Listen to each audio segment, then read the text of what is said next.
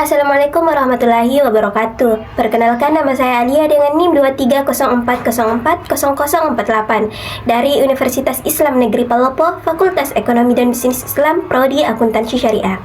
Pada video kali ini, saya akan mempresentasikan tugas ujian akhir semester yang diberikan oleh dosen saya. Untuk mempersingkat waktu, langsung saja yuk kita bahas ke materi yang pertama. Halo semuanya, pada video kali ini saya akan menjelaskan hasil penelitian mengenai faktor-faktor yang mempengaruhi kualitas audit pada kantor akuntan publik di Jakarta.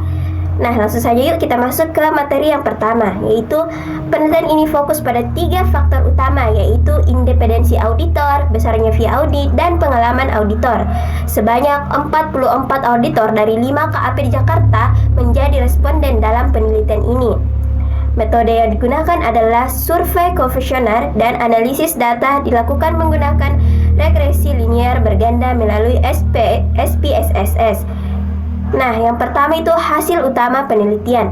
Yang pertama ada independensi auditor terbukti berpengaruh signifikan terhadap kualitas audit. Artinya, semakin independen seorang auditor, semakin objektif dan semakin baik hasil audit yang dihasilkan. Yang kedua, besaran fee audit tidak berpengaruh signifikan terhadap kualitas audit.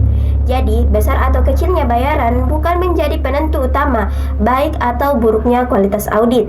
Yang ketiga, ada pengalaman auditor, memiliki pengaruh signifikan terhadap kualitas audit. Auditor yang lebih berpengalaman lebih mampu mendeteksi kesalahan, kecurangan, dan bekerja dengan lebih teliti. Yang kedua ada hasil secara simultan.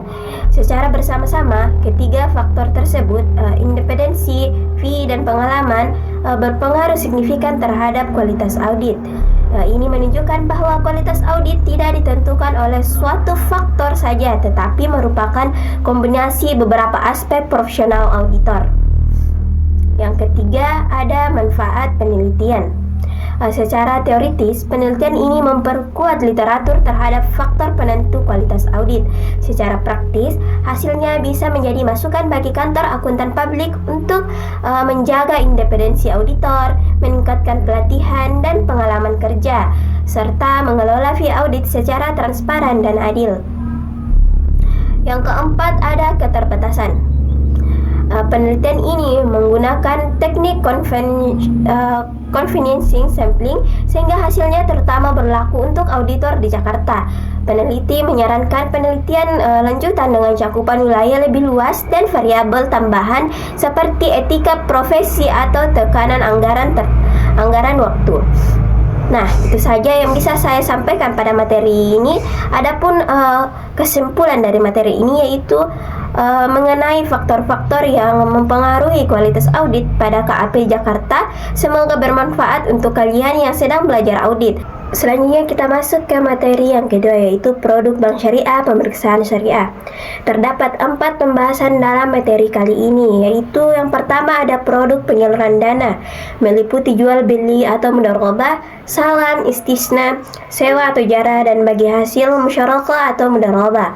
Yang kedua ada produk penghimpunan dana, yaitu menggunakan prinsip titipan atau wadiah untuk giro dan bagi hasil atau mudharabah untuk tabungan atau deposito. Yang ketiga ada jasa perbankan, yaitu layanan seperti jual beli, falas atau syarf, gadai atau rain, pinjaman atau khilafah, dan perwakilan atau wakalah. Yang terakhir yaitu pemeriksaan syariah, yaitu proses audit untuk memastikan semua produk dan operasional bank patuh pada prinsip Islam dan aturan Bank Indonesia. Nah, selanjutnya kita masuk ke materi tata kelola perusahaan, corporate governance di lembaga keuangan syariah atau yang disingkat menjadi LKS. Apa sih yang dimaksud dengan tata kelola perusahaan, corporate governance?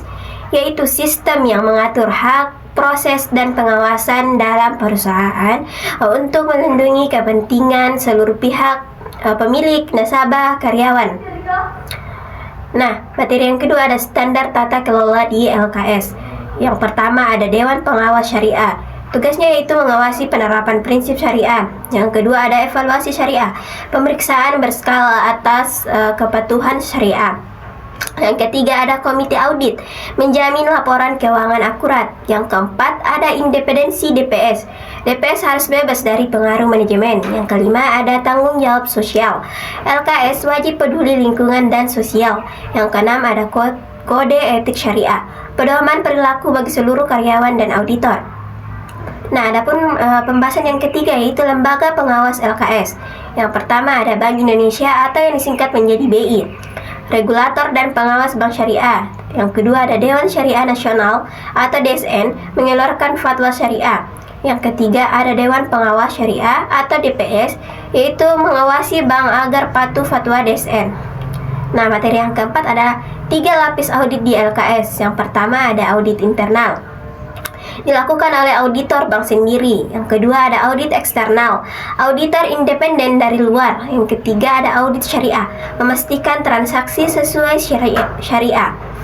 Nah, pembahasan yang kelima ada corporate governance, yang disingkat menjadi GCG, tata kelola yang baik dengan 5 prinsip. Yang pertama ada transparansi, akuntabilitas, responsibilitas, profesionalisme. Yang kelima ada kewajaran.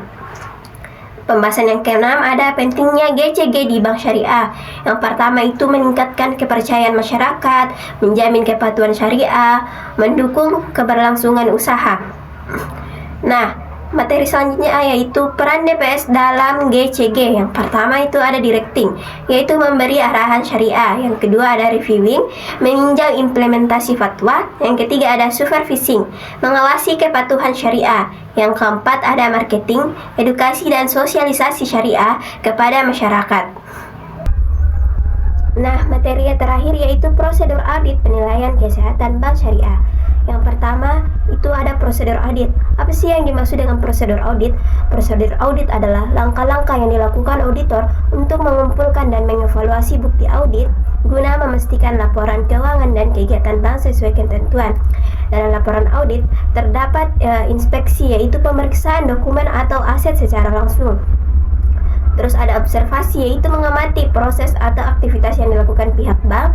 Ada inquiry, yaitu meminta penjelasan secara lisan atau tertulis.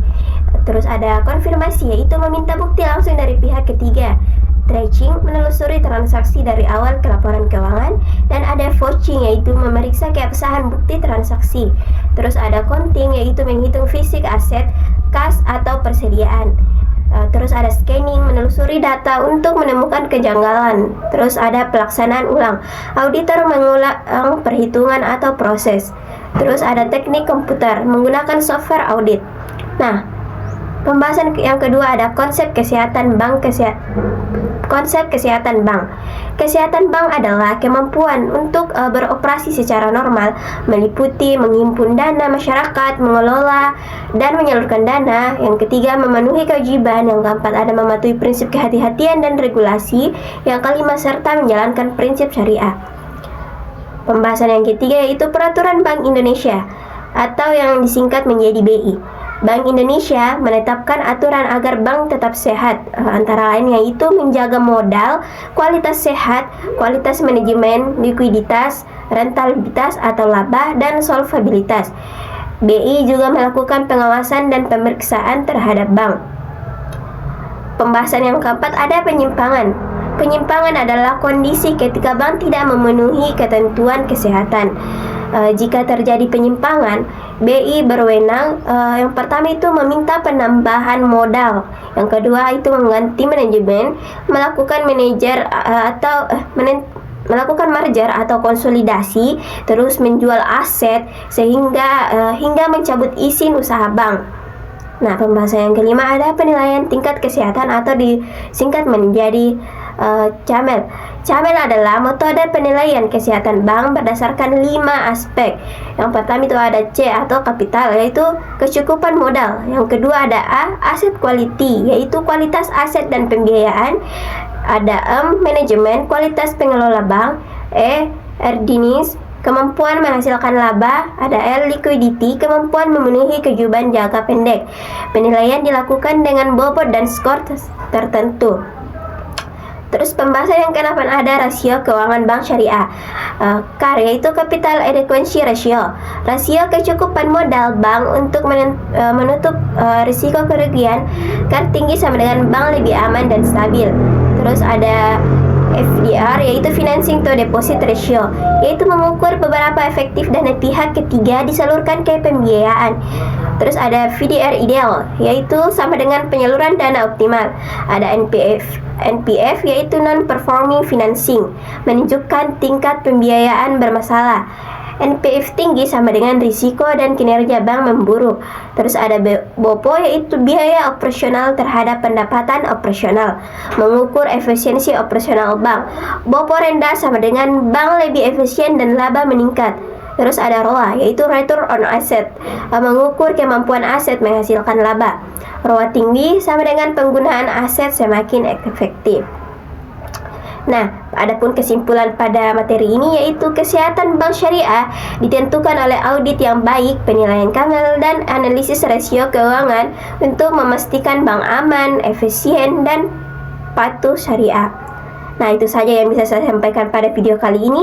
Kurang dan lebihnya mohon dimaafkan. Semoga dengan video ini kita dapat mengambil sedikit pembelajaran dari video kali ini. Kurang dan lebihnya mohon dimaafkan. Saya akhiri dengan ucapan wabillahi taufiq wal hidayah. Wassalamualaikum warahmatullahi wabarakatuh.